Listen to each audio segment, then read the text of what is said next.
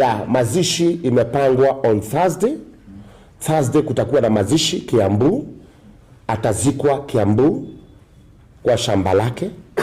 On Thursday atazikwa Kiambu. Sote tutakuwa Kiambu pamoja na familia yake yote, tutakuwa huko tukizindikisha mwili wa mtu ambaye anaitwa Beatrice Mbugua ama Betty Bayo. Ni Kiambu pande gani? Ni Kiambu, sijajua specific ni wapi, lakini ni Kiambu. Hapo ndiye atazikwa, sio vile Ngarui alisema. Tuache kuwa tunaongea vitu mapema. Hata mimi nimenyamaza, sijaongea hizi vitu. Maana kuna komiti imechaguliwa. Hiyo komiti haiko pande yangu, haiko pande ya mtu yoyote, ni komiti. Tunaheshimu hiyo komiti. Vile inasema tufanye, ni hivyo.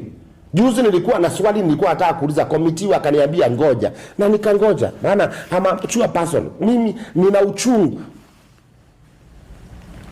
Mimi nikwambia jana sijalala.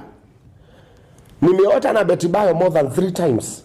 Nimeota 3 times. Nalala naota, nasikia naota nikiuliza mtoto wangu. Mtoto wangu akiniuliza mama ako wapi? Nimelala nikisumbuka mawazo. Sasa sina time, hata naona ni kama hajakufa. Nikimuona hapa kwa picha, mimi naona kama bado ako hai. Hapa naona still ni kama ako hai, still ako hai.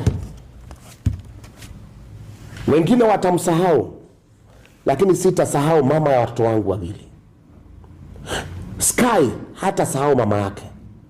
Dani hata sahau mama yake. Please, wananchi, tuombeeni mema, supportini familia. Betty Bayo ako na mama yake, na mama yake ni mzee. Ombeeni mama yake. Huyo ndio mtoto ambaye mama yake alikuwa anategemea sana. Ombeeni mama yake. Watoto hao wamewachwa, waombewe. Maana mimi ndio nimebaki kuwa biological father wao. Mimi ndio nimewazaa. Na tuko na baba ambaye pia ni baba mlezi, ambaye amekuwa pamoja na wao. Ombea huyo mzee ambaye anaitwa Tash. Pray for that man. Roho yake sio strong. Mimi nimeshikwa na scandal ya 310. Ninajua how painful it is wakati mtu anaendelea kupigwa. Let's pray. Na wale wanaenda huko waendelee kwenda. Wale wanakuja kwetu kusherehekea maisha ya Betty Bayo waendelee kuja. Hata Kisumu, hata Eldoret, hata Kakamega, everywhere. Kwa sasa sina mengi ya kuongea.